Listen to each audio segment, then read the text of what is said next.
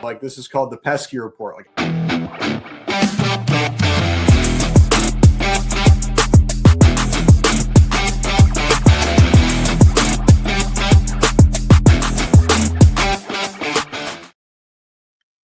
welcome back to the Pesky Report, episode 549, presented by Beyond the Monster. I'm Jordan, joined by Jason and Kate. How are we doing, guys?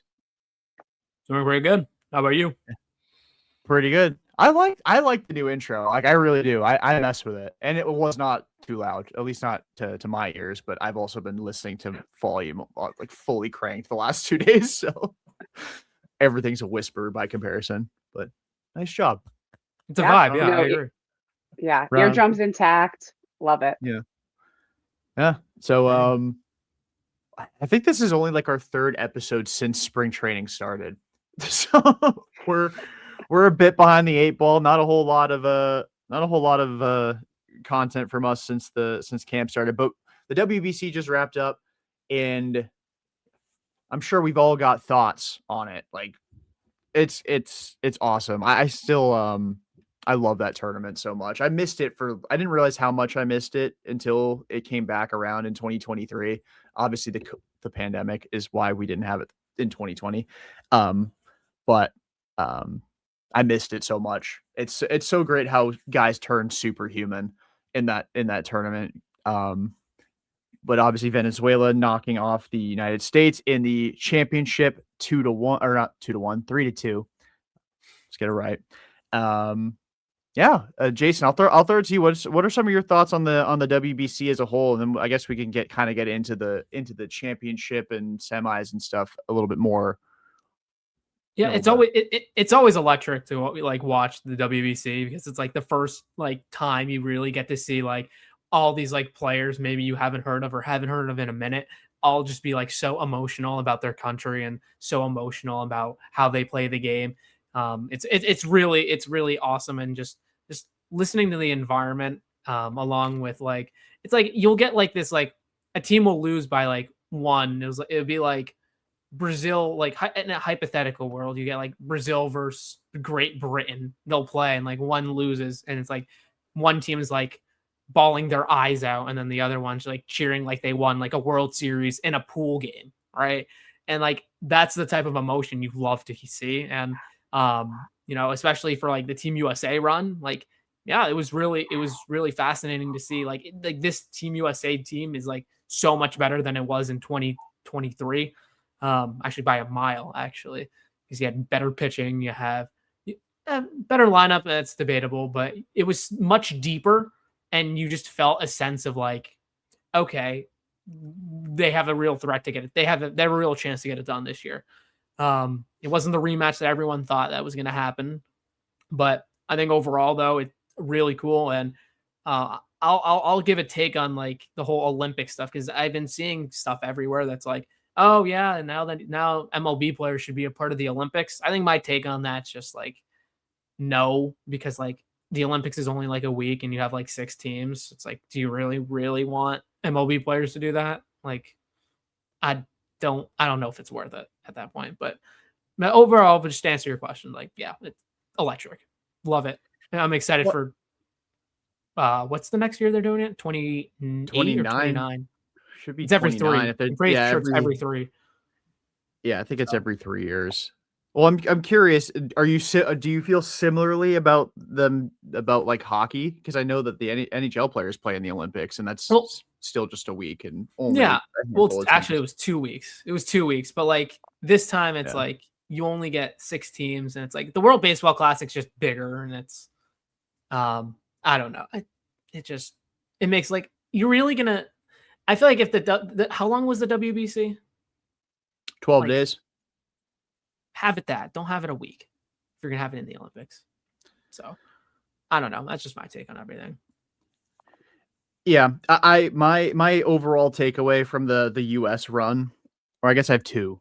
One is, damn, they really just don't show any emotion ever, and that's really annoying. I watch these Latin American teams, and like the vibe of the crowd and the way the players react to like everything. And it's not even just like the big moments, because obviously in big moments guys react, but like look at Willier's home run against Japan, his reaction, even Willier's home run against the US, his reaction. They were already in the lead at the time. And then you look at Bryce Harper tying it in the 8th inning of the championship, and he's just like all stoic. And I know that's Bryce Harper. That's always been who he is. But like I don't know. I like watching guys go like crazy when they do stuff. Like that was one of the main things I loved about like PCA being there, is like he is a psychopath. Gunnar Henderson, another guy who goes crazy when he does stuff. And I don't know if it's just like these guys are all vets, or are they just following their tried and true leader, Aaron Judge, who never shows any emotion ever either. Is it just like a American ego thing? It's probably that, if we're being 100. Well, like Skeens and like who's the other guy? Griffin Jacks. Like they're like all like military vet. Like they went through the academy, or did they? No, they went to school. One went to, I think Skeens with the Air Force, whatever. Point being, like, yeah, they can contain themselves. And like, yeah, Aaron Judge, Roman Anthony, even Alex Bregman. Like, yeah. They also told you what they thought about the WBC, which was the most disappointing part of them making this, like the final, was that they don't care about it, that they're there for the Olympics, that's what Bryce Harper is looking forward to.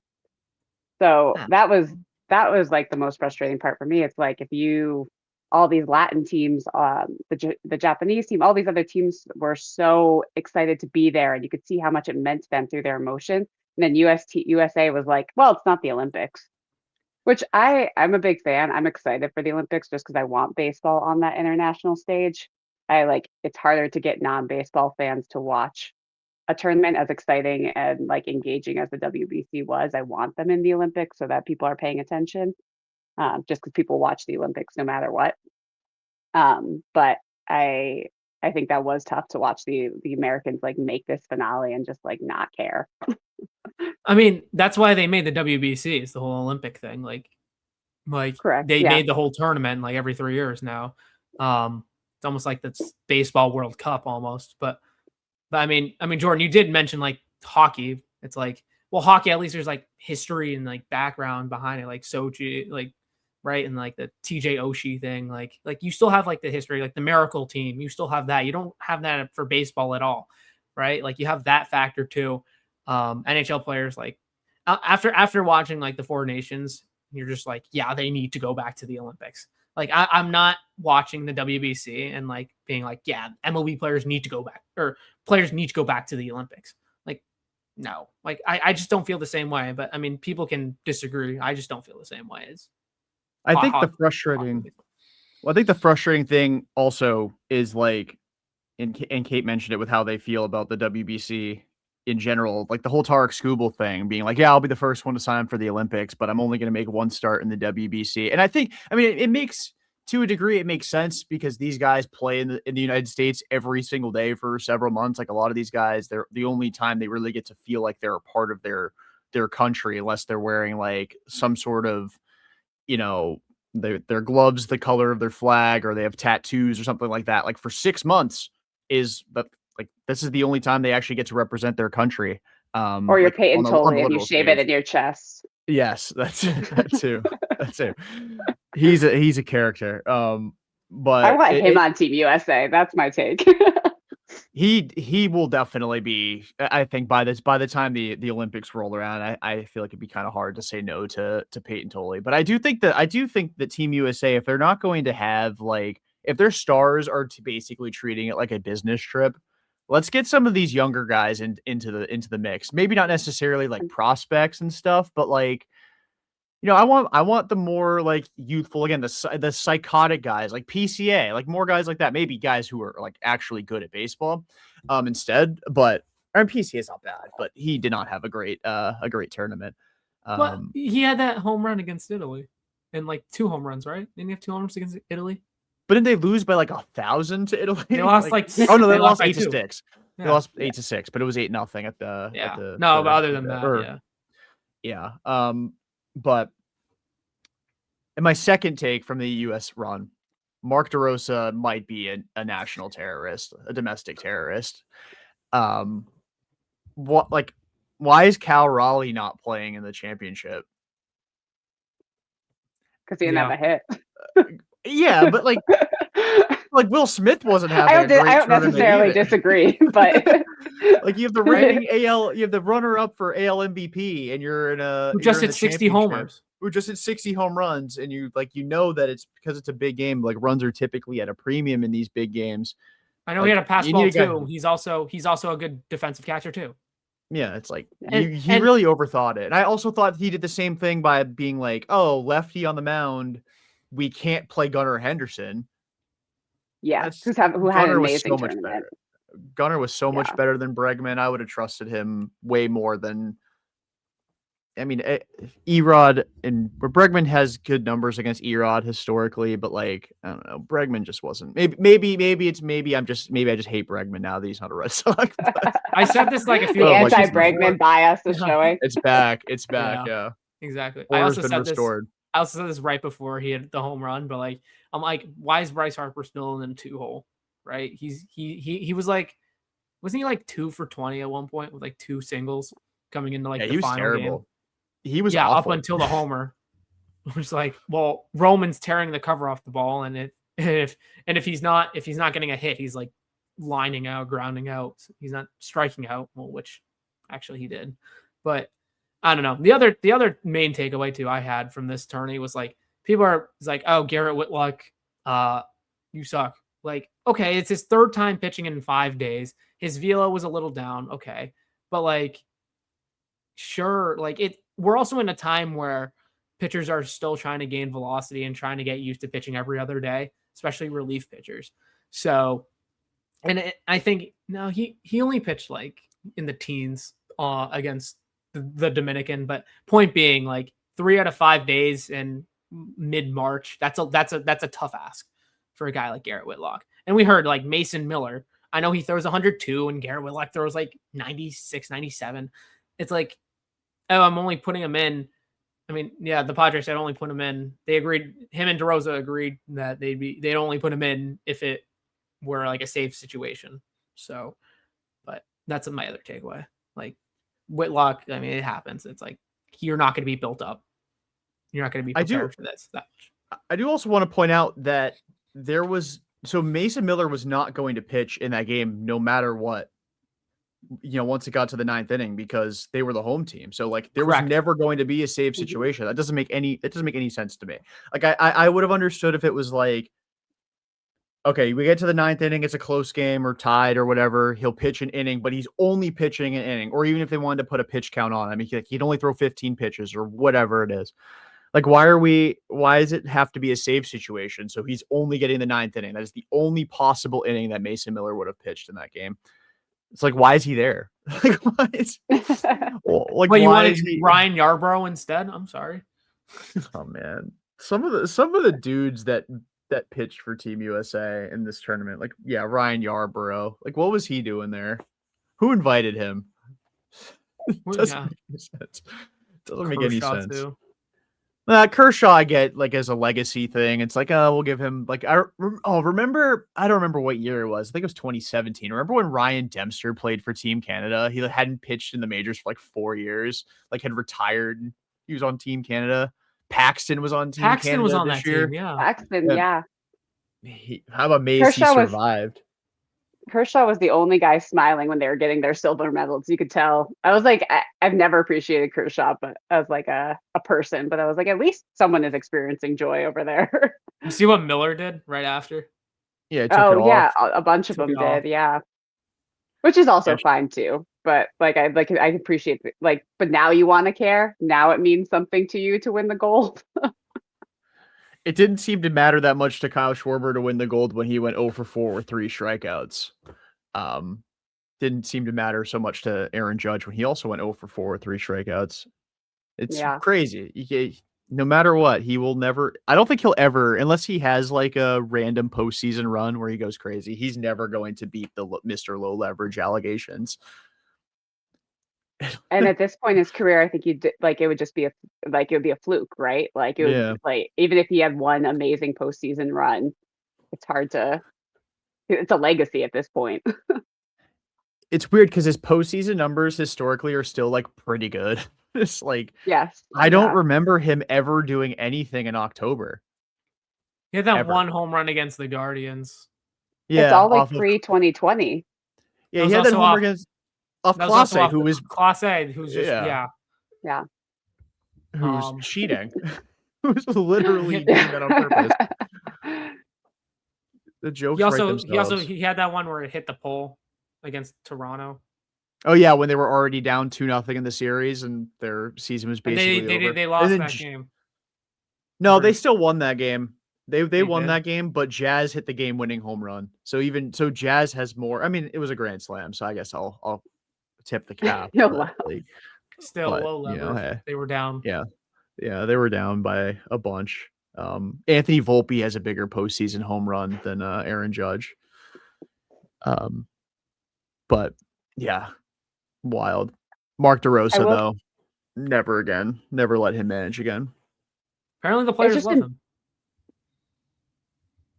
It was just like such embarrassment on a national stage between not knowing where you stood in like the tourney play, and then bringing in like a speaker that just like had no business being in, regardless of politics, had no business of being in a clubhouse. Like, meanwhile, the Latin teams, like Japanese teams, the other teams are just experiencing this overwhelming joy, and you're going straight into like this military, like what are you doing? Are you like gonna hand out grenades in the bullpen next? Like, Apparently, yeah, I'm trying to think of some of the guys that played in this tournament, not just for the US specifically, but some of the like deep cuts. Like my social media has been like rife with ball knowledge videos of just like randomly naming somebody and being like, that's ball knowledge. Like Alexi Ramirez playing in this WBC. Like he hadn't played in what, a decade. I also thought that the profar on the Netherlands was still Jurickson, but he was much fatter. And I'm like, I know I haven't seen Jurickson profar in a while, and I know he got popped for PEDs, but there's no way that's him, right? It wasn't. I think they're related, but I'm not 100% certain on that. how about Canada's greatest player, Abraham Toro? Abraham Toro. I God. look at his tournament numbers; they were insane. if the tournament was 2 months long, he'd regress. Yeah, of course. Well, because he went crazy for a couple of months last year, so maybe not. If it was any more than 2 months, yes, he would have been the worst player in the world by the end of it. But the WBC turns people superhuman. I mean, why is Nate Eaton homering off Tarek Skubal? We get one Tarek Skubal start in the WBC, and he's giving up a first pitch home run to Nate Eaton of all people. Like, come on. We saw how Massa did in the tournament. He's a freak. He gets on the international stage and he literally turns into Barry Bonds. Jaron Duran hit 3 home runs. I mean, this was the world. Like, I saw people calling it the World Boston Classic, and it really was. Other than Wilson Contreras and Ranger Suarez, like everybody that was a Red Sox, that is a Red Sox, had a big tournament.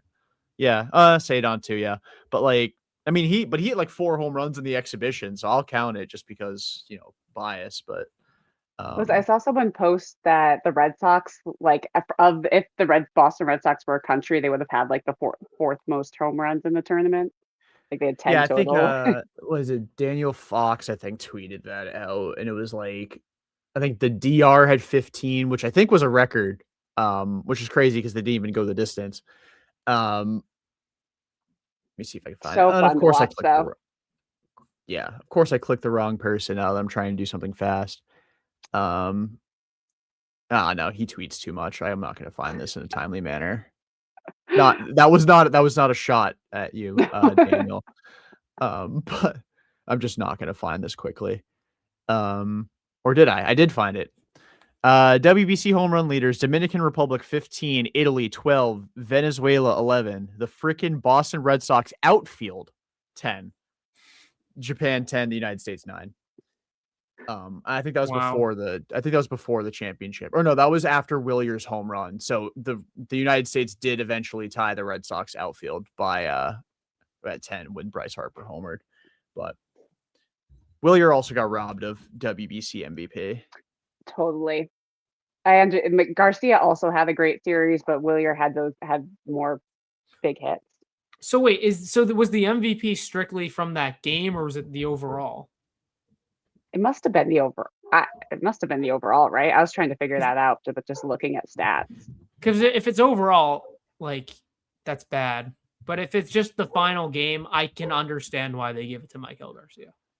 But if it's just the final game, wouldn't it go to Eugenio Suarez for hitting the literal game-winning double, or maybe you go to Erod for only allowing Eddie, the one hit? Yeah, I kind of thought it was going to be Eddie by the end, but yeah, it's I don't know. Regardless, they got it wrong, I think. I mean, Michael Garcia did hit the go-ahead single against oh my God, Italy.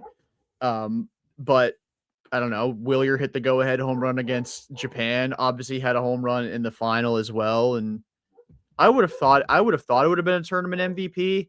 But I mean, I guess the only way to really find out if it was tournament versus single game would have been if the U.S. won and they would have given it to Bryce Harper. Like versus Roman. How to give it to Roman, huh? Roman definitely would have been the MVP of the tournament for me, at least, if the United States had won. I mean, he was their best hitter by far. I think he was second in average, but led them in RBIs, was tied for the team lead in home runs, or second in home runs, first in hits. He had a great WBC. I think that was what was really cool was aside from like just the overall electric feel of the WBC was just seeing Roman have this coming out party on like an international stage, because obviously we've all been excited about him for a long time. We all loved watching him come up, but he wasn't able to be in the playoffs last year, so he didn't really get that like global coming out party. Whereas this was everyone was able to see what we've been seeing and like celebrate him in the way that we've been so excited for him. So I thought that was really fun, just to be able to see Roman on this stage, and hopefully we'll see him on many more stages like this coming up. I'm pretty sure he also played on the Prospect Showcase last year too. He did, right? Yeah, but I just like, for casual fans who aren't as engaged with like following prospects or for random call-ups. Yeah. And he shows up every time too. That's the other thing, because he hit a home run there as well. Like a 5,000-foot home run. He's an animal. And like the one thing that I guess you could like hold against him or like hold over his head going into the season is the fact that he didn't play in the postseason. And like that was kind of like people have been talking about the Red Sox lineup. But I guess this is a good way to segue into Red Sox dialogue. But they're putting a lot of pressure on Roman to be the guy and like anchor this offense. And I thought that like the one thing is he didn't get to play in the postseason last year. So we don't really know how he how he is in that kind of environment until now. Obviously, I mean, he didn't have a great final, went 0 for 3 with the strikeout to end the game, but had a great tournament overall. So that kind of dispels the notion, at least for now, that he can't handle like that kind of stage. Like he'll be ill prepared for it come October. But he also anchored the offense last year. And I don't know why people seem to forget that. Like I know Bregman was like in theory there for a lot of the time, but like he was also not very good. I think they only played, and then I mean Bregman only played for like a couple weeks with Roman where he actually was like performing well. And then Roman obviously got hurt in September, but like he's anchored the offense before. And for about 2 months, they were like a top 5 offense in the sport with him as the, in the top half of the lineup. So I don't think we need to worry about the pressure they're putting on Roman to anchor it. It's still about everybody else for me. He's like the one guy in the lineup I have zero concern over outside of, the fluky oblique injury. If something like that crops up again, then they're screwed. But that's beside the point. But yeah, it's bad. Like that they've been to this point, because like time and time again we've heard like Breslow or like Kennedy be like, yeah, we don't want the young guys. We want the young guys to ease in and have a smooth transition to the big leagues and not rely on them like to be the guy early on in their career. And Roman's like just 21. He's going to be, I think this is age 22 season, and he's the guy. And that's the unfortunate reality of just not addressing your main offensive needs and, not getting Bregman back, not getting Devers back. That's a whole can of worms. Trading away Devers, but that's a whole can of worms I'm not opening. But That's the unfortunate reality that the Red Sox have to face. Is it an unfortunate reality? Actually, maybe, but at the same time, you have to look at like you probably needed another power bat to supplement this lineup because that's maybe what this offense is missing. But I think they'll be fine, relatively fine. But like, yeah, to kind of put a bow on what you were saying, like, yeah, if he goes down, you're screwed. Like, yeah, you're screwed. Yeah, like my concern going into the season, like I'm really buying what they're selling with the whole run prevention thing. Like they're just not going to give up a whole lot of runs because their pitching staff is so good, at least on paper. Like I'll buy that for sure. But you have to take the lead at some point. So like you've got to score runs, and Roman can't just lead off the first inning with a home run every game. It'd be pretty sick if he did that. I'd recommend it if he could, but I don't. Like you're not gonna you got to take the lead at some point. So if Roman's in a slump, you really need somebody else to step up, which is where like you really need Jarren Duran to bounce back. Which is like I guess in one way that I'm happy he's still here is like as far as all the guys on the roster, he's got the best track record of literally anybody on the offensive side, other than maybe Wilson Contreras. But Wilson's always hurt. Like that's always like kind of his issue is I think he's only played over 120 games once in his career. So like, you really need somebody else to step up and have kind of an all-star caliber season, or at least be like a really good Robin to Roman's Batman. And who is that? Is it Wilson Contreras, as a first baseman being healthy? Is it Duran bouncing back and being 2024 Jarren? I don't know. Maybe it's Marcel. We're overlooking Wilyer Abreu in this equation. And I know injuries can be an issue for him as well. That was kind of his problem last year. But I think talk about power bat, the way we saw him put out, like if he shows out the way he did in the WBC, and I get that wasn't always against Major League pitching, but how can you not be a little optimistic about him showing more power this year? Yeah, I mean, there was in April or like early May last year, everyone was talking about him being a 30 home run guy. It was really just the injuries that put an end to that. I mean, like it's like I definitely have faith in Wheeler. I think that the projection models having like no Red Sox with 20 plus home runs was a bit ridiculous. I know those are like typically very conservative because like even Judge is projected to hit like 45, and like that's a ton. Which is insane too. Yeah, I mean that's a lot of home runs, but he's hit 60 twice now, so or like 50, 58 plus twice. He's hit 53 times, which is nuts. And they're only projecting him 45. Like that's a 13 home run decrease. That's crazy. Like I think the leader they projected was Wilyer at Story at like 17. I think that's stupid. I think they'll have like 4 guys hit 20 plus, maybe even 5. It depends on how much you really want to buy Duran's power, because I think Story's going to do it unless he gets hurt, which is I guess always possible. Wilson Contreras should like fall into 20 at Fenway, especially if he's pulling the ball in the air, which he did last year. And Roman I think he'll be healthier playing first base. I think he'll have a more longevity this season. I think so too. I'm curious if he will ever catch though. Like he keeps talking about it. Like I tweeted this when we signed him, and it was like a lot of tongue in cheek, but also Alex Cora loves having his third catcher on the roster. He just sneaky got it there. He did, and like he might be C2 for me. Still, even with Connor Wong there. I mean, he's been brutal in camp. Not that this is really much of a surprise to people. It's like he sold his soul for like the 110th percentile outcome in 2024 because he just can't get hits anymore. It just doesn't happen for him.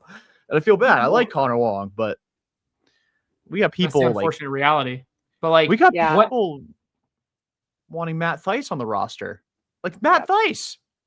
I don't want Matt Theis on the roster, but like I know I was trying to be optimistic about Connor Wong, that it was all his injury, like hand injury last year, but this spring has just been brutal. He's bad, man. I'm interested to see what they do. Like I don't know. Like Connor Wong does have an option left. That does intrigue me a little bit. Because if they do use that option, they put Matt Theis on the roster, then it's like, okay. But Theis isn't on the 40-man. But you would have to put him. He has no options, though. So you'd have to put him and see how long that lasts. And then if you cut Leash there and then call up Wong, then you're good. The one thing I'm interested to see is, like, is Mickey Gasper going to catch? Maybe a little bit. I hope but not. That was, yeah. Well, which leads me to my next point. Okay, this is where this is like the Sox prospects and Fangraphs is weird. Fangraphs says Jason DeLay has an extra option. Sox prospect says no. Which, if he does have an option left, do they consider using him not now, but at some point in the season and just burying him on the 40 man if Connor Wong is bad? There's not a shot he makes the roster off out of spring training, but I don't know. Like, I feel like it changed the conversation a little bit. I think it's just tough because you see these issues. None of these are like, whether it's the help with a power bat, the outfield logjam, or this backup catcher situation. These are issues we've been talking about since trade deadline last year. I think it's hard just not. I like a lot of what Craig did over the offseason. I like the run prevention, the pivot to the run prevention. Obviously Suarez signing was great, but I think it's hard to see these continued problems and just not see them get addressed. Like the backup catcher problem has been a problem. The one leg up Wong does have is his already established relationships with like Brian Bayo. Like he was his personal catcher last year. And Crochet did credit him for for helping him a lot last year as well. So like he obviously has great relationships with these guys in a role. And Chapman, that's right. I was trying to remember. Just locate your pitch. Oh, really? Mind blown. Could you imagine the look on 39 Connor's big face? years? He never had that thought. The look on Connor Wong's face when he I'm sure Chapman, when he got told to just throw it in the strike zone, probably gave off like a crazy reaction. He's like, "What?" Connor Wong was probably like, "Nobody ever told you that? Just throw it in the zone. You throw 104 miles an hour. Just throw strikes." Oh man. What a guy. Just try to throw it in the zone. It's hard because he definitely has a role in the organization. It's just it's hard to watch. It's really hard to watch him fit. He's just a weird player because like nothing about him metrically is good. Like nothing. Yeah. But if he's like that cerebral of a guy, which apparently he is, again, like remember the Netflix doc, Brian Bayo was ready to kill him. Yeah. Bayo wanted him dead. Like Rob Refsnyder was like, we should trade him. Rob said that in the Netflix docs. Like, we should trade Connor Wong. Or it was like somebody or one of the catchers are gonna get traded, and he did not mention Reese McGuire when they got Danny Jansen. it was Connor Wong. He's like, Connor's gone. But like nothing about him metrically is good, even when he had a good 2024. Like he hit 280, but like his expected batting average was like 217. Like he was bad in 2024. Just every ball he put in play found green. He defensively is not good either. Doesn't frame well, doesn't throw well anymore. I remember that was like his one thing when he came up was like, he's got a cannon for an arm. No, he doesn't. It's not an accurate one. Just imagine him trying to challenge an ABS and like he just gets it wrong every time. Oh no, I didn't even think about that. He's one of the worst framers in the league. And like maybe he's actually studied the strike zone so well that he was just preparing for it all along. He's like, yeah, he's been year, waiting I'm for gonna this challenge moment. that. Yeah, last year he was waiting for strikes to call I don't balls. have to frame. ABS exists. He's like, if I frame this pitch and it gets called a strike, and like if I present this pitch that's on the corner well and it gets called a strike, that's evidence against ABS. I want ABS badly. So maybe he was based. What if this year he's like good? Like he's a good defensive catcher. Thank you for ABS, Connor Wong. Thank you for your service. ABS Connor Wong. Will he have more successful challenges this year or hits? That's a prop that I want to put all my money on. It's not going to cash. It's just going to be zero. Yeah, zeros all around. It's going to push. Do you know how upsetting that would be? No, yeah, higher batting average or higher ABS success rate. Oh my God. Seriously. That's a real question I think I might have to put out there and just see what people think. Because I don't think the rate's going to be very high on either of those. Yeah. There are definitely going to be a few times where like either a catcher or a pitcher is going to challenge like a ball, like a something like in the first inning and gets it like completely wrong. And it's like, come on, dude. Like, who's that guy on the Nats? Like in the first inning in a spring training game, he like challenged 2 pitches and got both of them wrong in the first inning. I would have removed him from the game. I don't remember. I remember this happening. I don't remember who it was, but I would never trust that guy again. Yeah. Like, you're not challenging. Oh no, anything you've for the lost rest all of the season. privileges. You're not allowed to challenge anything ever Yeah. again. It's and then how about like, did you see the clip going around of the pitch that was called a ball that was right down the middle that got challenged the other day in the Cincy game? Tyler Stevenson challenged it, and like Stephen Kwan looked, he's like, that was right down the middle. Like before they even showed it on the ABS. I can't wait. I'm curious also who's going to have the worst challenge of the season. Like I don't want is it also kinda Rafaela. long? I don't want Rafaela anywhere near the ABS.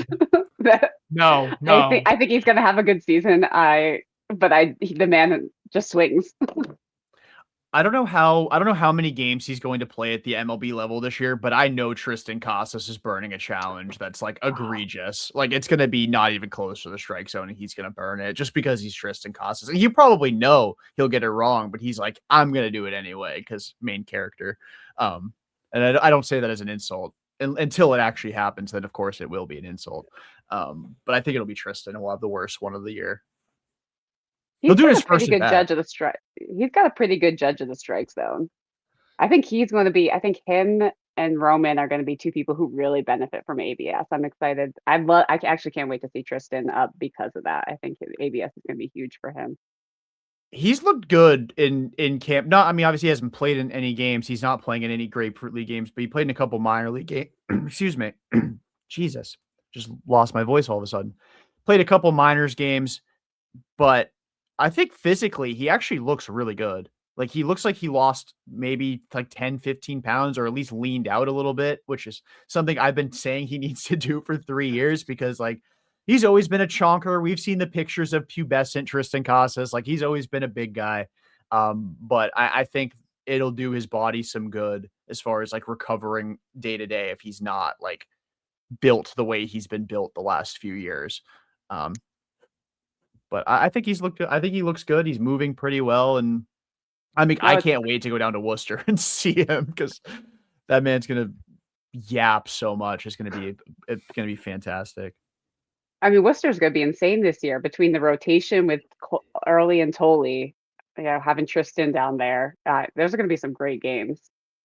There's going to be that's going to be a better roster than some major league teams.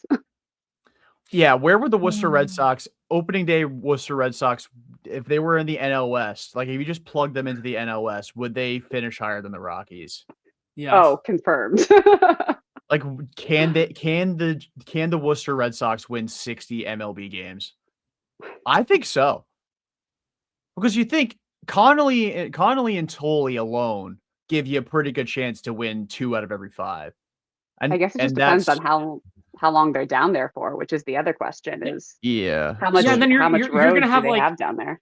You're also gonna have like Patrick Sandoval at some point, Cutter Crawford at some point, and then like your rotation, you're gonna have like Christian Campbell. Yeah. At some point, you'll also have some of the guys in Double-A. Like I don't know if Kyson Witherspoon's confirmed starting in Portland, but there's a lot of talk about him being a fast riser. Phillips and Ianson look pretty good in their limited spring action as well.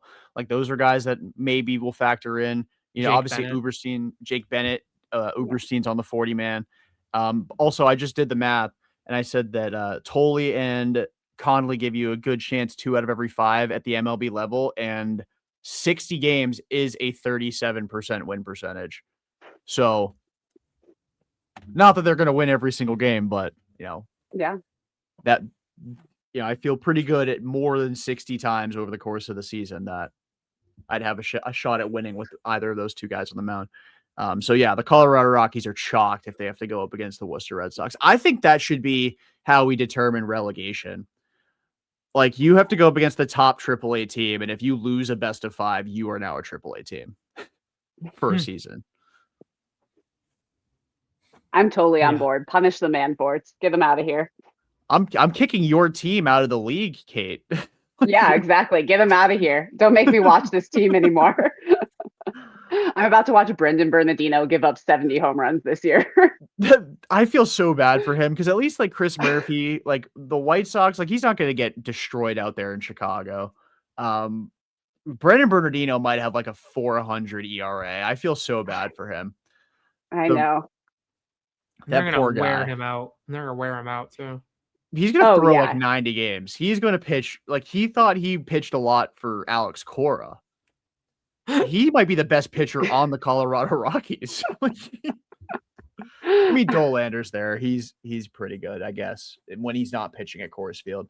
I don't know if you guys have seen the stats on Dolander, but he had like a 2 ERA on the road last year, or like a 3 ERA on the road last year. His ERA at home was like 11. Like, poor guy. It's just so unfortunate. I was upset when the Rockies drafted him. I'm like, come on, dude. They should just be banned. Him. Yeah, they should just be banned from drafting like pitchers in like the first 3 rounds. Kick them out of the league. Let the Worcester Red Sox determine who the Colorado Rockies draft. Let's do that. Let's do that. But I don't want the Colorado Rockies to be our minor league player because like then our farm system's gutted. I don't know how that works. That's a good point. Hey, I don't want the Colorado Rockies feeding us Chris Bryant or like I don't know Tovar. Kyle Freeland. Tovar would be fun. I could say, like Trevor Story. You can ride out your career and for the next couple of years, or like you can opt out and. We're good to go. You to AAA Colorado. Yeah. Like the first. You repeat next year or else. Yeah. You either hit 25 home runs or we're sending you back to Colorado. God, that is probably the worst threat you could actually give to somebody. You have to go back to the Rockies. Yeah, you don't want Chris Bryant in this farm system, though. I mean, that's a guy who's got an MVP. Come on now. Has he played like 3 games in this past like 4 seasons with the Rockies or something? How many games did he play last year? That's a great question. I think it was like 12. He like can't play. Like he's like not able to play anymore, like physically. He played 11 games last year. He just doesn't like care. His pain is beyond it's beyond that. He like can't move. He's like in so much pain. He talks about like he's in pain all the time when he wakes up. Like I feel so bad for him because I think he does care. I think he just like physically is so broken down. He's just one of those guys who just his body did not hold up and it sucks. Yeah, it's his back too. Like JD was able to kind of buck some of that towards the end of his career, but I mean, he's still out of the league pretty young, like relatively young. I mean, he's what, 35, 36 when he finished playing. So he hit 30 home runs. Yeah. And then he just never played again. Now he's a pickleball star. Yeah. Chris Bryant with the Rockies, the most games he's played in a season is 80. That was back in 2023. He didn't hit a single home run at home. He's negative 1.2 F4 that year. That was the most he's played. His best year with the Rockies was 42 games that first year. And he actually was pretty good that year. But only 42 games. Again, poor Chris Bryant. It's definitely the opposite of Anthony Rendon. Rendon doesn't like baseball and also got hurt. Chris Bryant, I think, likes baseball and just physically cannot perform anymore. Like can't play, can barely move. Which is sad. He did get. I don't know if you guys know or remember the story that came out of him like paying some people to move his car to Colorado from Vegas, and he got like they stole his car. Like he got robbed. Like he got. Like he paid some people to move his car from Vegas to Colorado, and they stole it. What? Obviously, he got it back, but I have so many questions. You're a connected MLB player. Are you just finding these people on Craigslist? Like, there's not an assistant somewhere you could have trusted. They probably set him up, but they probably because I think what people do is like they won't put the real name of like the player on or something so that this wouldn't happen because like. I don't know. You're not. But then again, it's like, was it a nice car? I think so. Let me. Okay, then this real quick. If it was a nice car, then okay, maybe it didn't matter. But like sometimes, like people get like fake names like on purpose just to cover up their stuff. All right, here we So it's go. like, yeah, it oh, was a it's like- Lamborghini. Oh, never mind then. I would steal it too. Hackers stole his car. A group of ne'er-do-wells, that is actually what it says in the article. Ne'er-do-wells was able to steal MLB star Chris Bryant's gray 2023 Lamborghini by hacking into a car transport company system and rerouting the delivery address. Okay, so the people who actually moved his car didn't steal it. It just got hacked. Yeah, The delivery address got hacked and it didn't got stolen steal that way. it. Yeah, we just hacked it to a new address. That's awesome. I'm glad I looked that up. That's because not then I was- awesome, I was actually. No, that's spreading- not awesome. Wait, hold on. Were more cars stolen? Oh, not all Chris Bryant. They weren't all Chris Bryant's cars that got stolen, but there were several vehicles that these hackers. Me and you do not survive these rabbit holes, dude. It was one article. I know. It's funny though. It was one article. You think I'm going to end up on like some random roster on Baseball Reference again? That probably will happen at some point. I am on Chris Bryant's Fangraphs page, but I think that's topical at this point. We're deep in our Colorado Rockies 2026 preview right now. Yeah, like Red Sox podcast, we're talking about Chris Bryant and Ezekiel Tovar and poor Brennan Bernardino's left arm. He's gonna have to start throwing with his right arm at some point this season to survive 162. I wonder, actually, now that I bring that up, now I am going down a rabbit hole. You know the switch pitcher, I don't know how to, is it Gerangelo Clemente?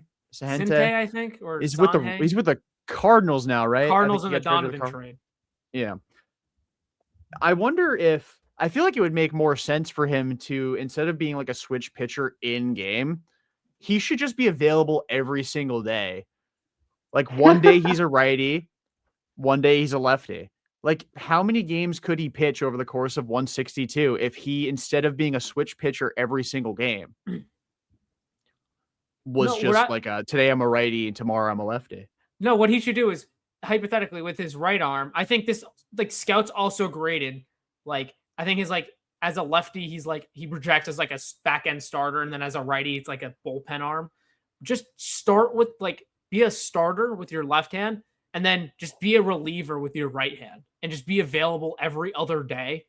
So it's just like you cannot see enough of him, and then it's like you can probably throw, like, if you're facing like Shohei Ohtani and you're throwing righty, just switch it up for the at bat. You'll be fine.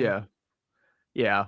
Like obviously if he started one day, he's not going to come in relief the next day. But like, yeah, you're telling me if he's on day 3 of his recovery between starts, he can't. Maybe you go 6-man for that day or for that rotation if you have him in it. But you need one lefty to get the tough. Oh boy, we lose Jordan. Nope. I think we might have. Oh boy. Yeah. Switch all I could are think, awesome. Well, all I could think is if Alex Cora had a guy who could throw left one day and right the next day, that he would pitch 162 coming out of that bullpen. Oh, for sure. Yeah. You would never see the end of him. Yeah, you thought Brendan Bernardino pitched a lot last year. Yeah, just wait till you see what this guy's workload is. Like you're in trouble, buddy. You could throw. Don't even give Alex Cora that. Like just too much power. Too much power. Don't give a thought into it. Welcome back, Jordan. Yeah. Yeah. This happens every single time I record for like 2 minutes. I just disappear. It's fine. Now what Kate was saying was like, don't even give Alex Cora a thought of using a switch pitcher because it'd just be over. If he could have someone who could pitch right one day and left the other day, like Brendan Bernardino, like you haven't seen anything like these innings that Alex Cora could get out of a switch pitcher. Oh yeah, if he had a switch pitcher, they would pitch 110 times over the course of the season for sure, without question. Because he would look at the guy and be like, "Well, you only threw 4 left-handed yesterday. Like you're telling me you can't give me if there's a pocket of lefties, you can't go tomorrow. Come on now." Come on, start gaslighting these guys. Yeah. Do you know like the graphic they use, like the full screen graphic they use for like the pitching, like the chart, like the pitching chart where they say like how many pitches this pitcher threw on which day? It's just gonna be like every day you're going to see like 25, 25, 25, 25, 26, 30, 28. Like it's just going to keep going and going and going. They're gonna have to put the hand in parentheses just so people are like, oh my god, because like if you go on like Red Sox Facebook, you see some of the most outrageous stuff that people are falling for. They would 100% think that Alex Cora is like killing somebody. They're like, why is this guy pitched 7 days in a row? And it's like, well, he has, but sort of. He's a different version of himself every single day. So we're keeping him on a schedule here. Oh man, all the AI things I'm seeing on Facebook of people falling for it, it's driving me nuts. Yeah, it's driving me nuts. It's an unfortunate reality. Yeah, I hate but AI slop. Yeah, I'm 100% though. I said this before. This was part of me and Jason's life discussion before you joined the room, Kate. But I was talking about how I'm 100% gonna get like robbed when I'm old because I am gonna fall for everything. Like I clicked one of those scam links in the last few months, but somehow You almost lost like, your account. I don't know. I think I could probably lose my account at any moment. But it's been 4 months. Check. Yeah, have I tried selling any vehicles? Have I tried selling Chris Bryant's Lamborghini yet? You're selling the pesky report? Yo, can I have it? Yeah, I've actually deactivated our Twitter account again. I'm like, you know what? It was so fun the first time when our account got deactivated that I just wanted to do it a second time. I just wanted to see how loyal our listeners are. Just testing people. Yeah, we'll keep an eye out for those crypto ads. Yeah, if I get hacked, I'm gone for good. You'll never see me again. It's just not happening. No, not worth it. Not worth it. But yeah, back to the Red Sox. This was our Colorado Rockies hour. Back to the Red Sox. We spent so much time talking about Connor Wong, and we haven't talked at all really about the fact that they still have all their outfielders. And like Jason and I like kind of started talking about this before, and then we were like, oh shit, we got an episode to record, so we should probably not do that. This roster's still very weird. Like I don't know how they're going to make it work. I don't know if Jason, if you want to take the lead on it because you were talking about Nate Eaton specifically. Yeah, because my thought is like he's not a lock to be in this like opening day roster because you already have 4 outfielders who should be starting every day. That's Rafaela, Anthony, Abreu, and Duran. That's 3 outfield spots for 4 people. Then the DH. So you have one of them DH. And then you have Yoshida, who can also play left field. They're insistent that he's also an outfielder and they like him. Yay. Whatever. But you have that's kind of 5 outfielders on your roster. And then I know Nate Eaton's also an infielder too. He can play third. He also can't play second, which is weird. But they already have their backup third baseman in Marcelo Meyer. And maybe even IKF can do it. He's going to be your super utility infielder, IKF. So they already have the righty there. If you add Nate Eaton on the roster, you've minused another potential infielder. Now you just added a 6th outfielder. But then even if you add him, and you can't really put him in the infield because he can't play third because Cora basically said Durbin's going to play every day. You're not going to put him in right because Abreu, Cora's also said Abreu, they want to play him every day against lefties, which I don't know how much of that was just to get your value up to try to trade one of those guys, one of the outfielders. Maybe it was that. I don't know what happened last year, but I feel like something similar happened. This is not even including Jarren Duran in this conversation. So there's a world where like you bench 2 of those outfielders, but that's if you had an Nate Eaton on the roster. So then where does Nate Eaton play? Left field, and then you just DH Roman? Maybe.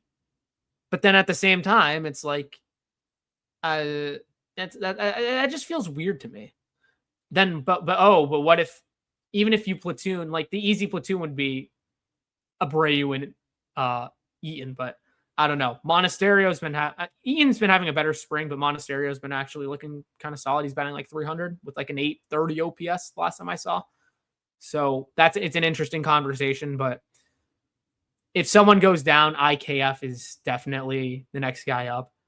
But I wonder what Alex Cora's thinking and how much the WBC has a factor into this, because Nathan's also the guy who homered off of Scooble. Yay. Awesome. Put him on the roster. It's an interesting decision to make. And I think I don't know if there's necessarily a right decision. I just don't know what Alex Cora's thinking. And also Duran's also looked good against lefties in spring training and a home run off a sale. So. They're just, it's weird because we recorded a couple of weeks ago, Jack and I were talking about how it's like they're injury proof. Their roster is very injury proof, but the problem is like you have so many guys that either have 1 or 0 options left. So you're like almost banking on somebody getting hurt. And I'm not saying you're like hoping somebody gets hurt, because that's obviously not the case, but like the only way for it to be okay to have all these outfielders is one of them gets hurt, and maybe even 2 of them get hurt. And I don't want that to happen. But I do think it's funny. Like you mentioned Yoshida, it's like we have too many outfielders, and then like Massa can only DH, and they're like, no, Massa's an outfielder. So they're like, oh, so we have more outfielders than we thought. It's great. Also, I keep forgetting IKF is a Red Sox, and I get angry again every time I'm reminded. I'm not saying that to like yell at you, Jason. It's just, man, I cannot believe that man. Unfortunately, he's your backup shortstop. That's the unfortunate reality. That's why they and second baseman and third baseman. That's why I think Monasterio might make it over Ian. I don't see how you don't have Monasterio. They'll be the 26th guy, just because you talked about platoons. I think they're far more likely to platoon Mayer than anyone else. So and that's with how Monasterio hits lefties. I think that's your platoon right there. I think they will let Abreu try and hit lefties this year. Just because all your other outfielders are left-handed. So it doesn't, like, platooning doesn't really get you anywhere. And Eaton had good numbers towards the end of last year against lefties, but I don't think it was enough for it to justify him platooning with Willier when you're hoping that Willier's going to be one of your 30 home run guys, you know? Also a thought too. I wonder if they also said they wanted to play against lefties just because of the whole new defense thing, like the whole like run prevention thing. Because if he's out there like every day, assuming he's healthy, that's already a game changer. You're not having Rob Refsnyder play right field, where he's not a bad defender, but you'd rather Willier like 10 times out of 10 defensively. I think they also do this. Cora does this too, where he'll ease people over a couple seasons into playing against lefties, right? Like he did with Jarren Duran last year, where he finally started letting Jarren. Rafi Devers. Yeah, exactly. Like you give him a couple seasons of platooning, and then by that 3rd season, you kind of just like throw him out of the nest and say, go get him. And it does seem to work. Like you do see, like, especially, not so much for Jarren last year, but we're starting to see success, hopefully, in the spring training. Because the problem would be solved if Nate Eaton can play second base, because then boom, there's your backup that's your platoon second baseman with Marcelo. Because Marcelo hasn't played 100 games professionally in his career yet in a season. So I would wonder what their plan is there. And is it going to really be, I'm sorry, Jordan, is it really going to be IKF who's playing second base? I hate it too. I hate it too. Yeah, I think it's Monasterio. I think IKF is going to be your first baseman, and you're like, I think that's where you'll see him, first base and shortstop. He genuinely might get more playing time than Yoshida does. I hate this conversation so much. That's a sad thought. You can fire me. I mean, I think we looked at the IKF contract and we're like, why is this happening? And then we find out about Romy and we're like, oh, that's why. Like, we're not going to see Romy until at least All-Star break, I feel like. And that's a huge gap in the roster, unfortunately. I do think actually, now that I'm like looking at the schedule, I do think that it's probably a strong chance that Monasterio starts the year on the Major League roster. He may not be on the Major League roster for a long time, but I mean, coming from Milwaukee, He's faced guys like Andrew Abbott. He's faced guys like Nick Lodolo. Both of those guys are starting in that first series, so he might get the first crack at it. And then if he, no matter how he does, it's like one of those like I remember when Clay Buchholz got called up in 2007, Terry Francona was like, yeah, if he has the greatest start ever, he's still getting sent down after the game, and he threw no hitter and he got sent down. It's like Montecero could go like 4 for 5 against these two guys, a couple home runs, and then boom, he's in Worcester. But between him and Durbin, I think they want to have some guys that have at least some experience against, Abbott and Lodolo, both tough lefties. I jokingly said I'm going to witness Andrew Monasterio's first Red Sox regular season home run in person, and I really do. I do feel strongly about that because Andrew Abbott gives up a ton of fly balls, and he's starting opening day, so that'll be fun. Oh, it's a lefty, right? Yeah. Oh, we get the lefty lineup. Yay. Yep. Cora playing coy about Meyer not being in the opening day lineup, but it's just because there's a lefty on the mound. He's just so for the first 2 games of the season, Marcelo doesn't play at all because it's Abbott and Lodolo. It's like IKF's getting 2 quick starts off rip. IKF's had a good spring too. I just can't stand the guy. Does he have an extra base hit? Oh, that's a great. He's got to, right? Like he's got to have at least one. I don't know. Let's see. Every at bat I see, he's like has like a negative launch angle.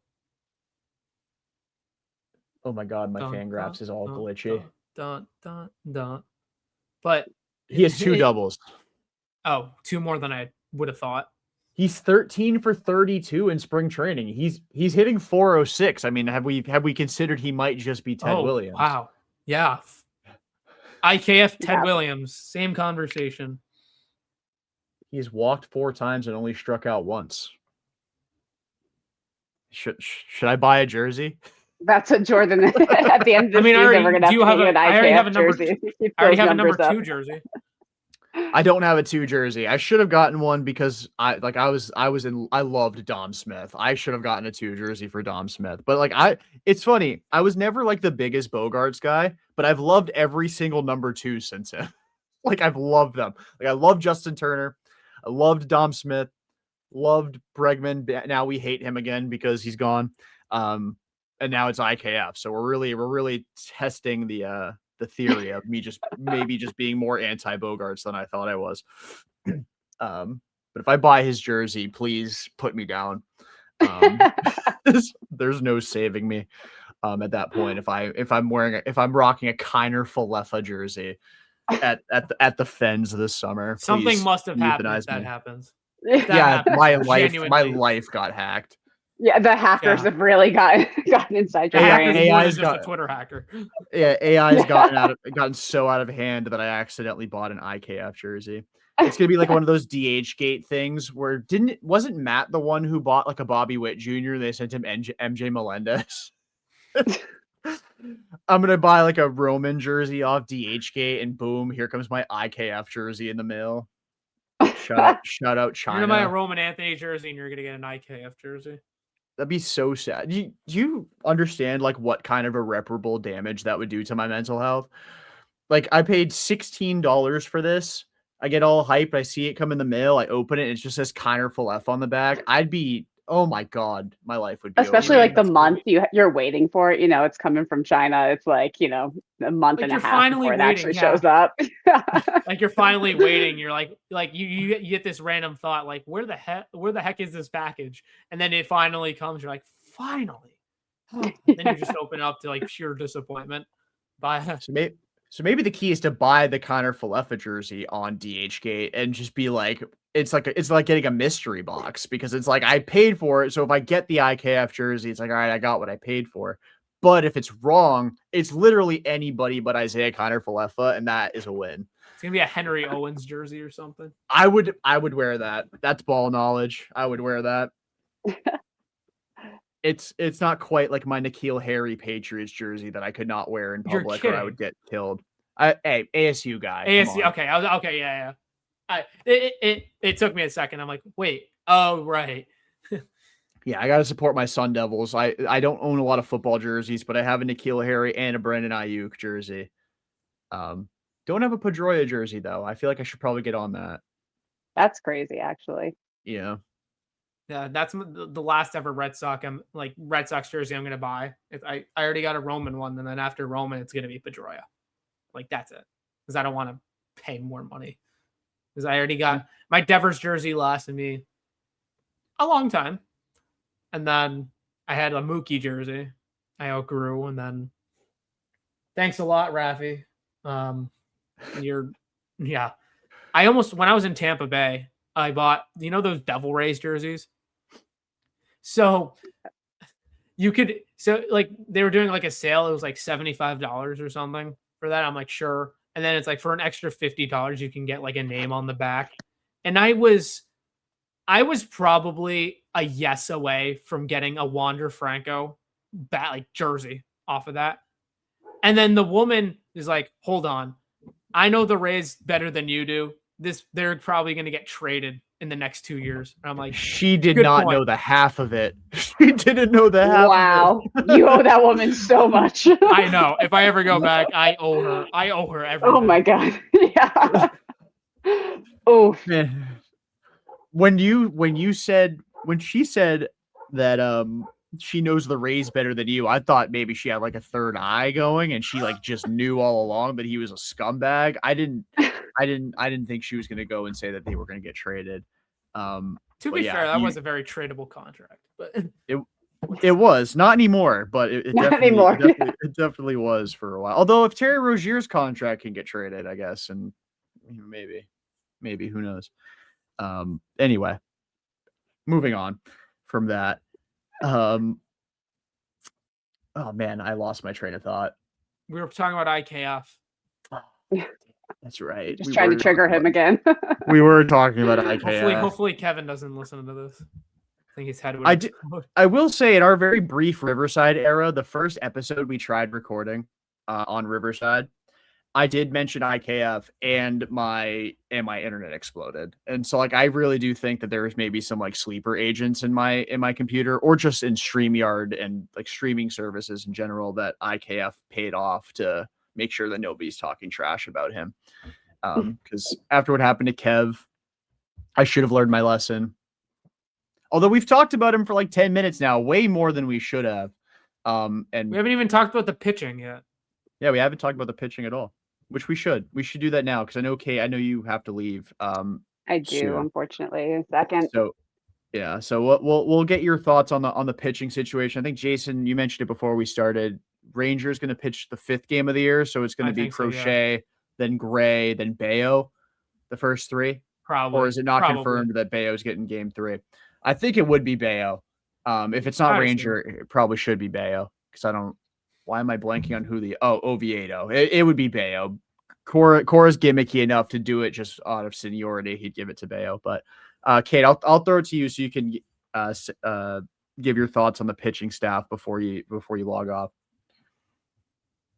I mean, I think Oviedo is the 5th starter. I don't know. I just don't know how long we can leave Tolian early down in AAA, which I think is a great problem to have.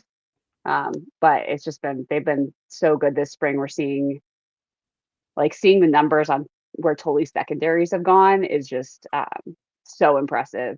I don't know how much longer, it's just I don't know what the roadmap is to getting them up. And then especially when you have Sandoval, who I imagine you'd have to put in the bullpen at some point, and then Cutter waiting in the wings as well, who it seems like a shoo-in for the bullpen, which again, these are all good problems to have. I'd rather have our problems than others.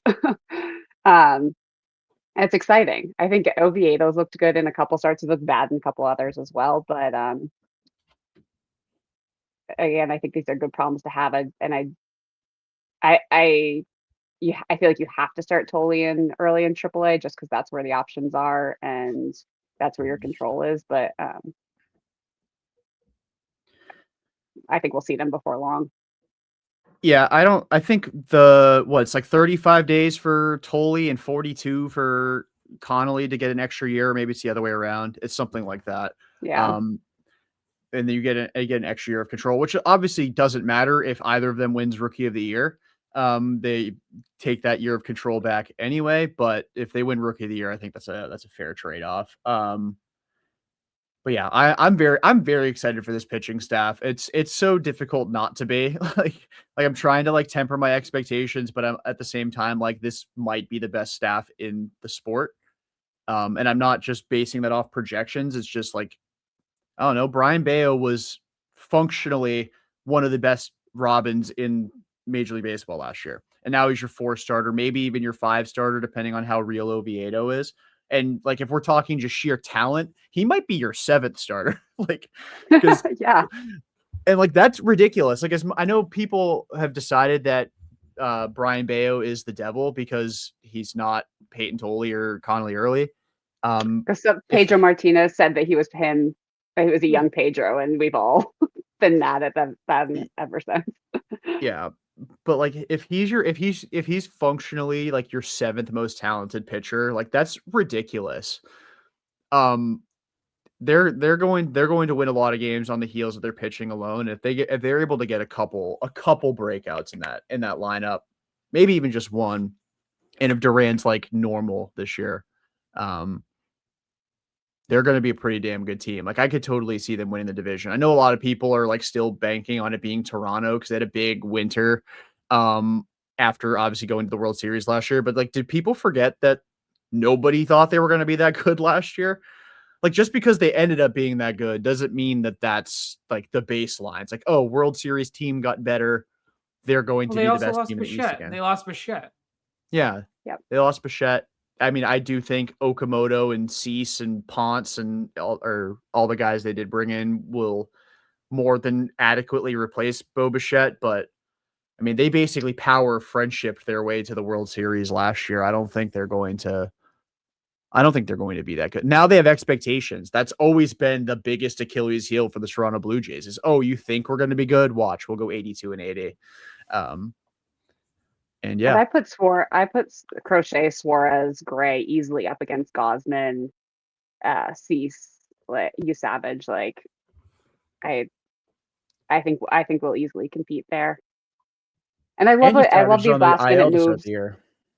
Yes, I did see that. I love the moves that Craig has done in this last like couple weeks to shore up the bullpen. I think getting that extra lefty arm has been huge. And that's right. Danny Coulombe's a Red Sox now. I completely forgot about that. And yeah, that's huge.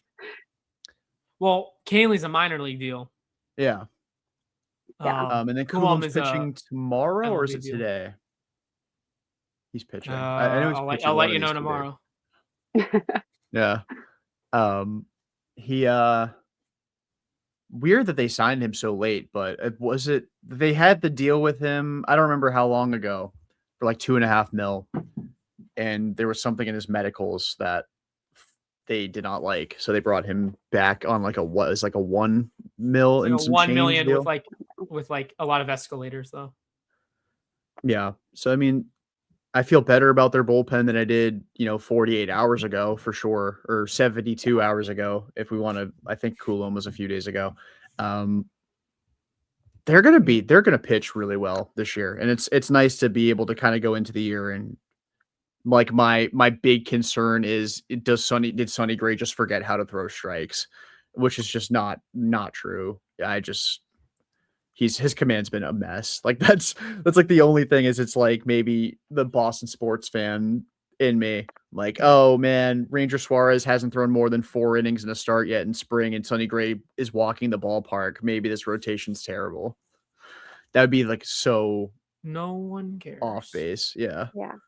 The other thing is I can't even get like worried about that at this point, because if something, if one of these guys can't find it or is struggling to find it, there's an IL stint right there, and you bring up Foley or early. Like, it seems like it just feels like an embarrassment of riches.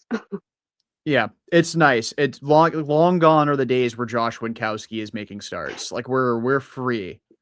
We're free of the trauma that was Josh Winkowski spot starts or Connor Siebold spot starts or oh man, who else? I don't want to go down that rabbit hole. Siebold, yay. I remember Connor Siebold's MLB debut. He gave up like 8 runs, but also had like 23 whiffs against the White Sox. Blue Jays. It was the Blue Jays. He Was the got Blue Jays. absolutely mauled by the Blue Jays, but he had like 20 whiffs in the game. I'm like, how on earth is that even possible? He'd get like 2 swings and misses to start an at bat and then give up like an 117-mile-an-hour double. Like, it would be like the most ridiculous at bat of all time. The such high highs, such low lows. But yeah, he stinks. All right, on the note of Connor Siebold talk, I gotta go. Okay, thanks for joining us. Good Okay. to see you guys. Good to see you too. Bye. Oh, man. Yeah, Connor Siebold. That'll scare anybody away. Yeah, Um, Connor Siebold, no. But yeah. this bullpen is interesting because like they don't have anybody on the 40-man really, unless they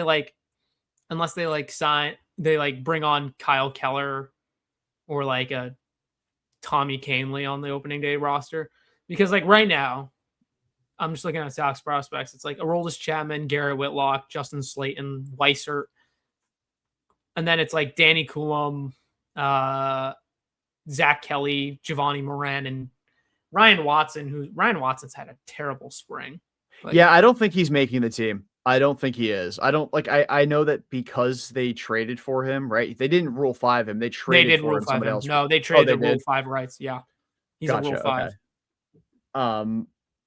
But like he doesn't have to make the team. I mean, he does to stay in the organization, but like sometimes like I know we're conditioned to believe that Rule 5 guys are always good when you bring them in from like as relief help.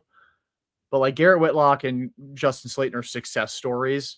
Not everybody is going to be them. Ryan Watson has not been very good. I would much rather have, whether it be like Tayron Guerrero or Tommy Kahnle or somebody else. Maybe even like Uberseen if you want to have a long man, like a traditional long man come into the game. Somebody like that. Although Uberseen, I feel like every single game he's getting hit with a loss in spring training, but that's beside the point. I'm not huge on Ryan Watson, and now that you have Coulomb, you don't really need Giovanni Moran either. So things can open up, and like if Kahnle has a good like last couple of weeks, and he did pitch for Team Israel in their very short-lived WBC stint, but the thing with Moran, he's out of options.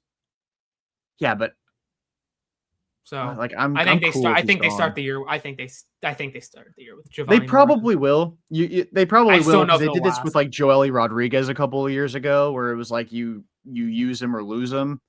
Yeah, but like at least, yeah, it is similar. It's like maybe he'll sneak through waivers and then be in Worcester for the half of the year and then come back up, and then you risk someone. I wonder if Giovanni Moran can sneak through waivers. Probably not the way they just held on to him. They don't think he probably can sneak through waivers. There's got to be a few teams, but I don't know.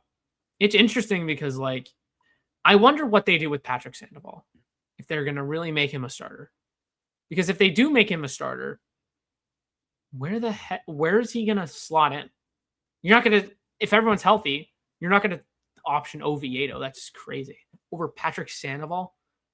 That's crazy. Well, I think we also need to be like, remember, like certain guys are certain guys. Like just because Oviedo's look good in camp doesn't mean he's going to be good this year. Like if Oviedo stinks and Patrick Sandoval is built up as a starter, I mean, I think I'm more so am thinking Cutter Crawford in that capacity because Cutter's going to be kind of following a similar, rehab cycle.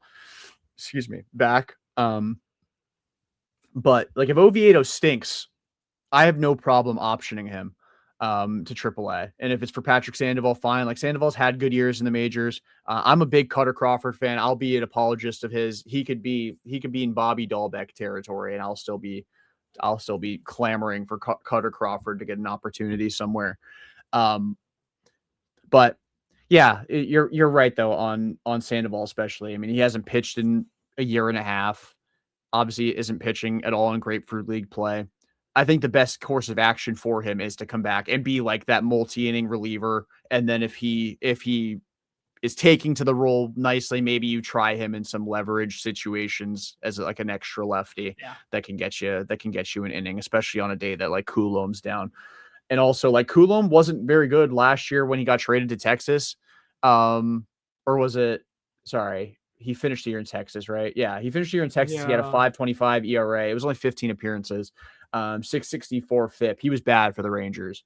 So there's no real guarantee that he's going to be good here either. And he's not making a ton of money either. So if he stinks, sayonara, So things will open up. That's like the one beauty of 162 is that like as much as we will freak out over every individual result and like how much we freak out about there being too many outfielders, it'll all work itself out. And like in reality, all they have to do is get to like mid to late July anyway before we start talking trades. Like the roster is very incomplete. Like as bad as the offseason was, if in mid-July they go and acquire a big bat, it's like, well, what took you so long? But they still got that big bat, and they're obviously good enough to be making that kind of trade. So the other thing with Cutter too, I think he has one or two options remaining too.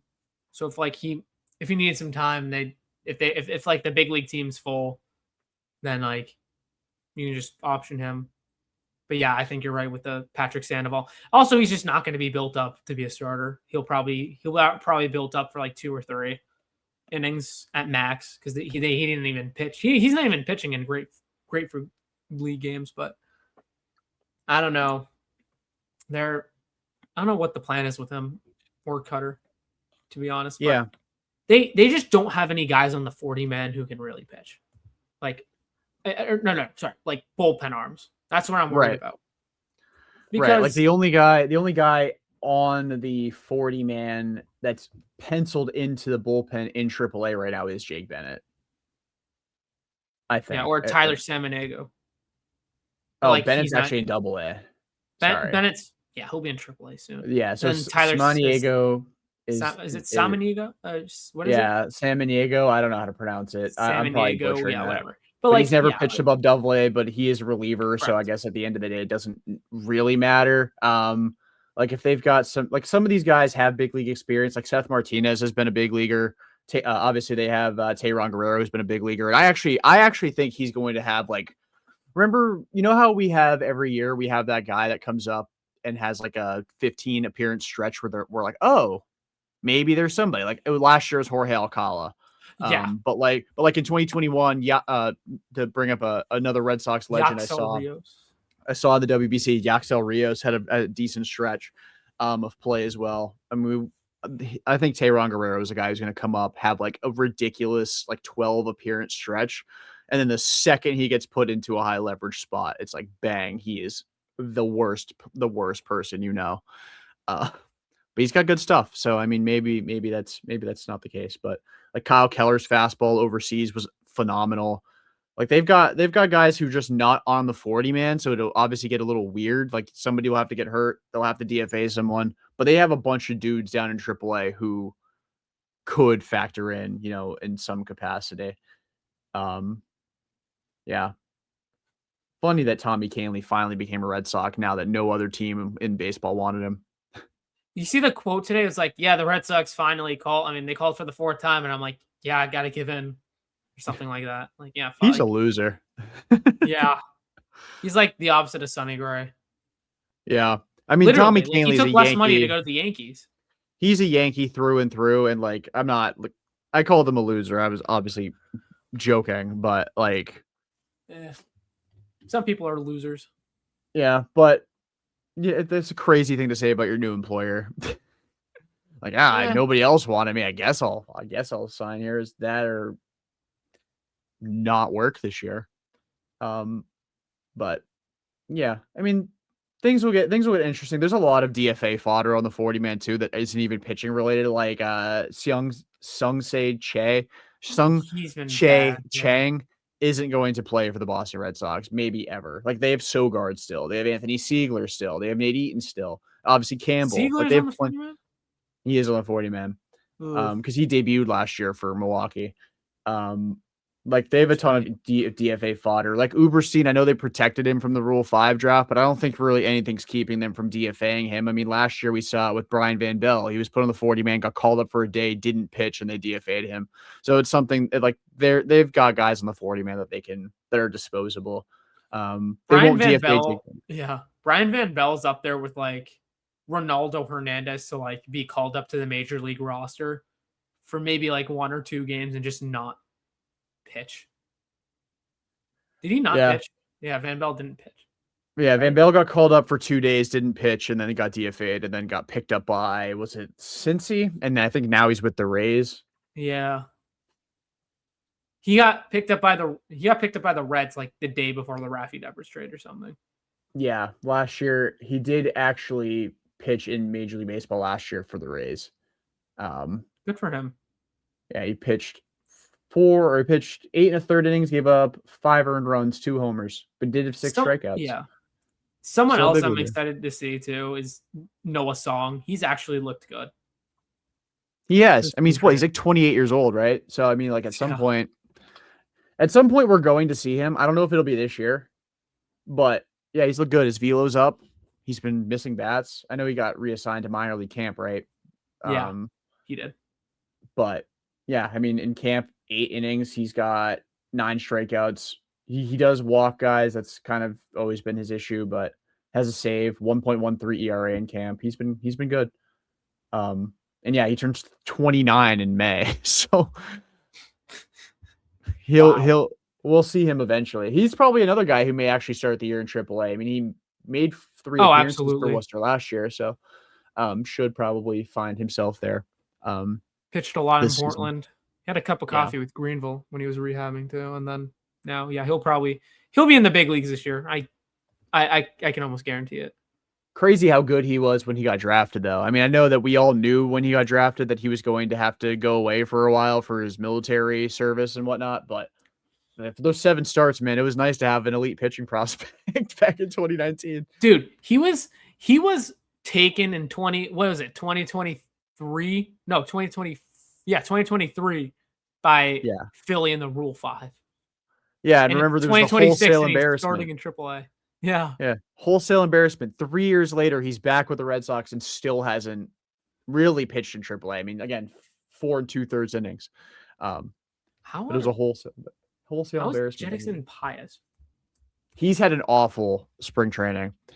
Because I know Hunter, our good friend Hunter, wrote an article about how there's a chance that he could get returned. I mean, he's got 367 FIP for them. He's pitched 8 2/3 innings. Has 11 strikeouts, but he's walked 3 and given up 7 earned runs. But I mean, he's never pitched above high A. Like, are the White Sox going to put him on the on the MLB roster? Like that's a team that could like conceivably be decent this year. Like, I actually think they're going to be pretty good. I don't say that in the sense that they're going to vie for a wild card spot, but like that's a team that I could see winning like near 80 games. And they're not going to do that with a guy like Jetix and Paez on the MLB roster. So I think he'll be back. Mike Vasil, he needed TJ, and this account saying that Paez might make it now. But he's had a terrible spring. Oh my god. What about Bastardo? Because Bastardo's also technically under Rule 5 rules because he was stashed on the 60-day all year. Oh yeah, he's actually had a decent camp. Maybe not decent. He's walked more guys he's struck out, but he's only allowed 2 earned over 7 innings, 4 hits, but he's walked 5, and thrown 2 wild pitches. But he also didn't play professionally last year because of his injury, so he's probably a guy who will open the year on the IL so they can bake in a little bit more rehab time, and then if he is returned to the Red Sox organization, it won't be till like June. Yeah, probably. You're probably right. But might be that could be an interesting situation. Yeah, solid. Yeah, he's solid. Yeah, I mean, he was his last year with the Red Sox that he actually pitched. He struck out 11.2 guys per 9. I mean, another guy that in the WBC that we didn't bring up because we're talking about all the Red Sox MLB guys that had big tournaments, but Eduardo Rivera was fantastic as well. He did kind of come unglued against Italy, but I felt like he was always on the mound for Puerto Rico. Yeah, he's on the older side too. Yeah, he's a guy that I think will maybe not start in Worcester, but he will be there pretty quickly, I think. Probably, yeah. He's what? Like you said, like 22. He turns 23 in June. Yeah, and the A's just released him. randomly in 24, and then the Red Sox picked him up, and then now here we are. Yeah, and now he's not necessarily knocking on the door, but we saw in the WBC that he can handle relief. He does, again, he will walk you, but he's got a pretty good fastball. So that's somebody that could, I guess, also factor in, again, not on the 40-man roster, but somebody that could factor into the bullpen mix. We get into like July, August, September. Who knows? I'm very optimistic about the pitching of this organization. Not so much about the offense. And that's, again, something that's organization wide. I am very excited about Justin Gonzalez, but he's like the one position player prospect that I'm like really excited to watch this year. I'm curious to see if Arias adds a little bit more punch to his bat. A lot of people are still very, very, very high on him. I think because, like, as much as we clown Anthony Volpe, like, that's a good MLB player. Like, if we're just talking about every single MLB player in a vacuum, Anthony Volpe's like a 2 to 3 win guy, like a baseline, because of how good defensively he is. Last year, notwithstanding, he was dealing with a torn labrum all year.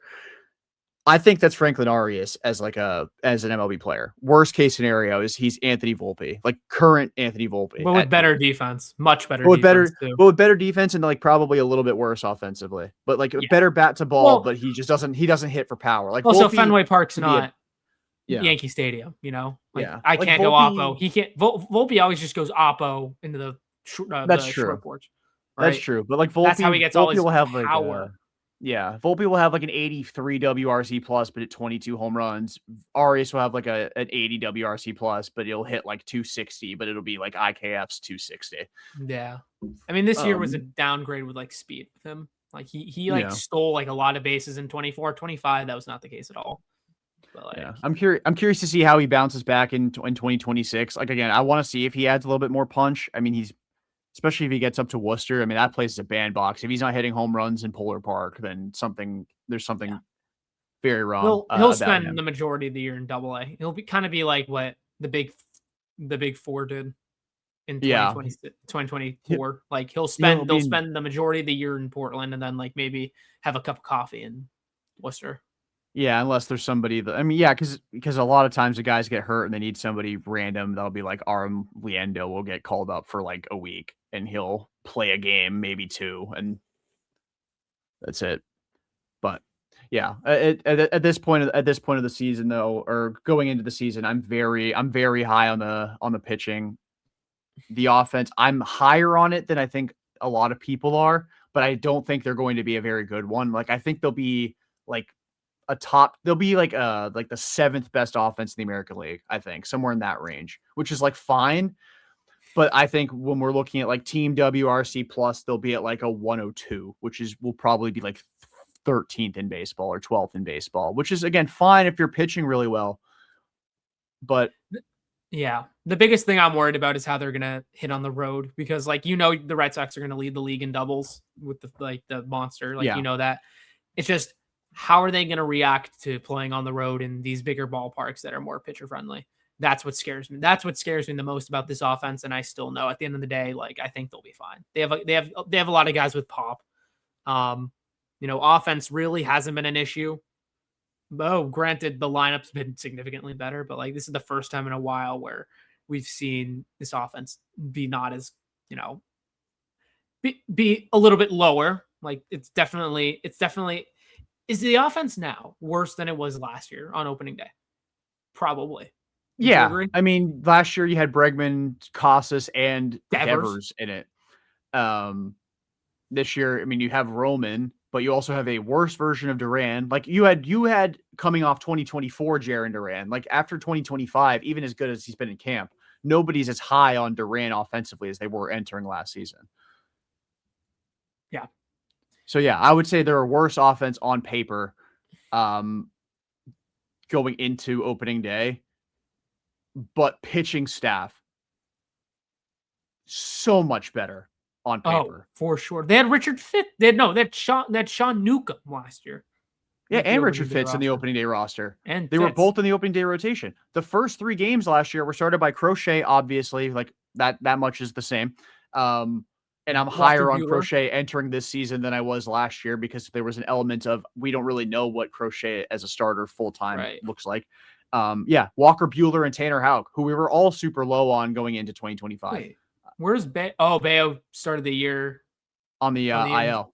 Well, he was behind. He wasn't hurt. He was just behind. Right. He came up like late April. I think he pitched like the last game of April or the second to last game of April. Yeah.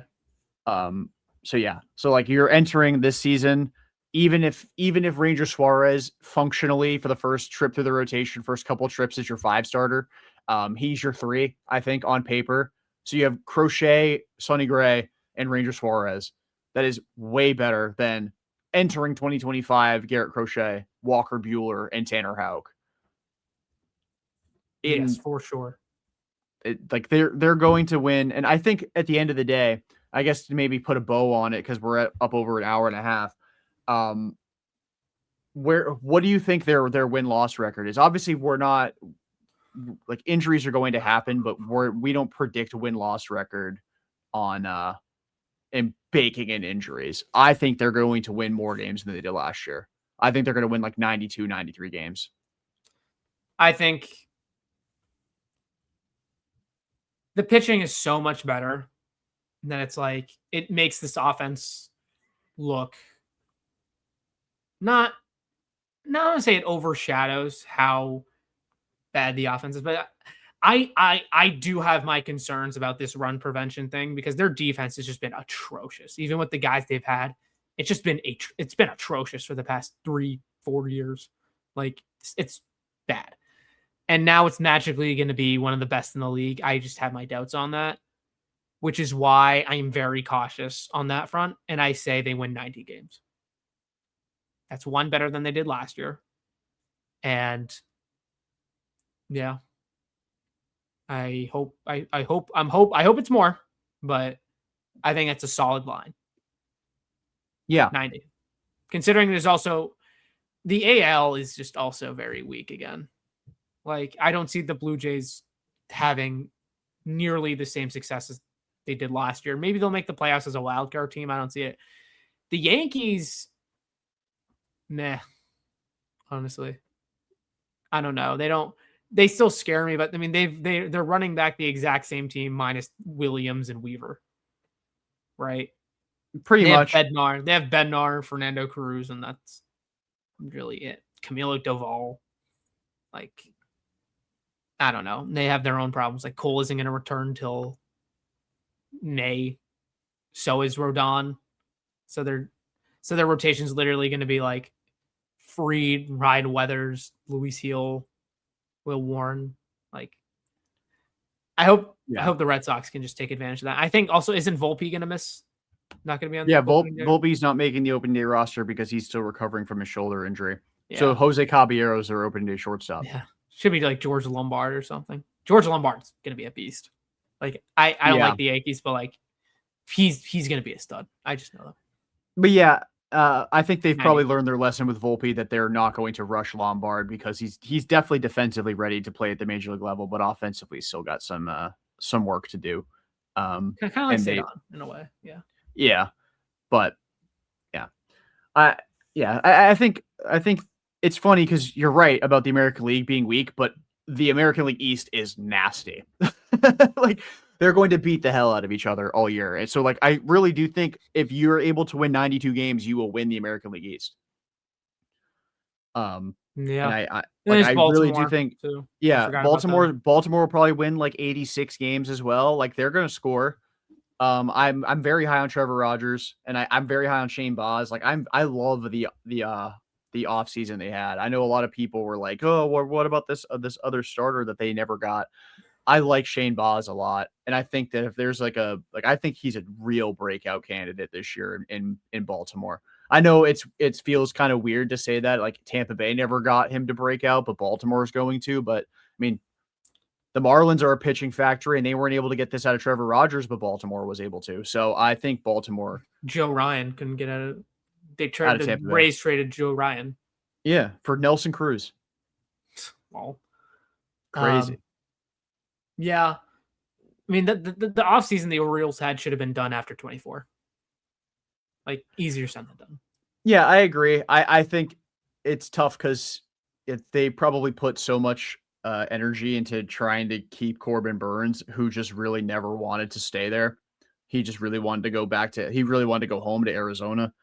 And maybe they got tunnel vision. I have no idea if they did or not, but as far as pitching goes, like Fried had the elbow scares, which is funny because Fried was the one who had all the elbow concerns because he had neuritis in 2024. And then he's the poster child for health, and Corbin Burnes' arm explodes. But yeah. We'll see. Fried is Fried hurt? No, in 2024, he missed a lot of time because he had neuritis. Okay. I thought you said in spring training this year. Okay. No. Wait, I missed. But no, you're right. You're right. He had the issue, and then they signed him to a 7-year deal, 8-year. Yeah, and then he was absolutely money for them. But I'm excited. This year will be probably way more stressful than the last handful have been as a Red Sox fan. But I think it'll be fun. Like it'll be a good team to watch. And I do again. I think 90 wins is definitely well within their grasp, especially with the pitching staff they have. Yeah, if I had to give like a key win on the road, they were bad last year on the road, and it's going to be hard. And if they're really off the gate, like out the gate, if they're really bad on the road, I think I'm going to be a little concerned. But it's a marathon. It's a marathon, not a sprint. That's my biggest saying. It's a marathon, not a sprint. You can go 16. Then the 2019 Seattle Mariners won they went the first 12 games or something. They were they 10, went 12-0, and then they finished below 70 wins or something. Yeah, remember Tim Beckham was like the craziest hitter on the planet in 2019 to start the year. Domingo Santana. And Domingo Santana, and then they were all awful by season's end. I think Vogelbach actually still ended up being an all-star that year, but that was crazy. They you can definitely nobody wins the World Series in April. And I think what is funny and people tend to forget. So the Red Sox started 17-2 in 2018, and they had a 10-game lead on the Yankees in the division. But 2 months later, they were 2 games up on the Yankees. So it really is a marathon. They still ended up beating them by 8 games in the division, but that's because that team was a buzzsaw. But you just don't have a terrible start to the year. But I also would greatly appreciate it if they don't do this thing where they're 570 games in again, because that's not fun. Don't do that. Yeah, no, I agree. But yeah. Any final thoughts? If it's warm, go outside. Sorry, Jordan. I know we're going a while. I know you want to go on a walk. I'm still gonna go. It's still light out. Oh, okay. Perfect. Yeah. Watch some basketball, watch some baseball next week. It's gonna be fun. Gear up. Hopefully they win opening day. And yeah, did they win? Yeah, they did win opening day last year. Yeah, and they won opening. They've lost and they lost the next 3. They've won opening day for the past 2 seasons. Yeah, because they lost in 2023. I was there. Play on opening day in 2023. Baltimore. Oh, right. Baltimore. That was awful. They won the series, but that game was that was bad. I cannot believe Alex Cora gave Corey Kluber opening day. I still can't. It was funny too. In spring training, it was oh yeah, Chris Sale's our day 2 starter. He's not starting opening day. We don't want to put pressure on him. Wait, what? It's funny because Kluber was awesome in 2023 spring training. He was so good. Bueller was last year too, which is another reason why I'm not remotely worried about Sonny Gray. But yeah. All right. Tanner Houck had the worst spring training in 24, and he was the best pitcher. Yeah, he was so good in 2024. He also had the worst spring training in 25, and was the worst pitcher in 2025. Yeah, he's just not a spring. He's not a torn UCL. So yeah. Remember that StatCast misread when he was rehabbing that said he threw 102 miles an hour just randomly for one pitch? Yeah. Oh, fun. Anyway, that'll do it for this edition of the Pesky Report. Again, episode 549 presented by Beyond the Monster. If you are not following us on Twitter or Instagram, we are at The Pesky Report on both platforms. Give us a like a follow, a review on Spotify, Apple Podcasts, wherever you get your podcasts. That includes YouTube. Feel free to subscribe, leave a comment, like the video, etc. For Jason and Kate, I'm Jordan. Till next time, peace out and go Sox.